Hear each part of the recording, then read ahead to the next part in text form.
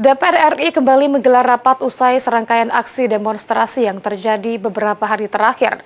Seperti Komisi 1 yang menggelar rapat kerja terkait pembahasan siklus anggaran pendapatan dan belanja negara (APBN) bersama Wakil Menteri Pertahanan Doni Hermawan dan jajaran TNI di Kompleks Parlemen Senayan, Jakarta, Senin 1 September.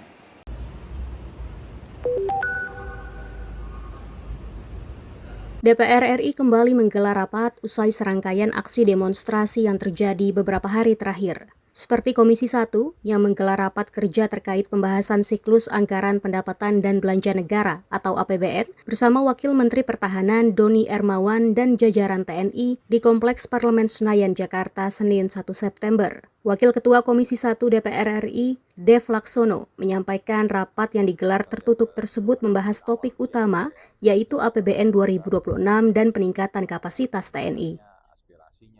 Tapi topik utama itu adalah pembahasan awal akan anggaran 2026, yang dimana Presiden telah menyampaikan rencana beliau untuk anggaran 2026 dan juga pagu definitifnya sekitar 180-an triliun, dan ya kita ingin membahas lebih detail tentang bagaimana modernisasi dan juga peningkatan kapasitas TNI. Sekretariat Jenderal DPR RI sempat memberlakukan sistem WFH akibat adanya demo buruh di depan gedung DPR RI.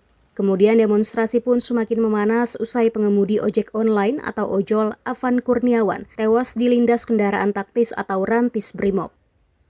Dari Jakarta, Angga, Kantor Berita Antara, mewartakan.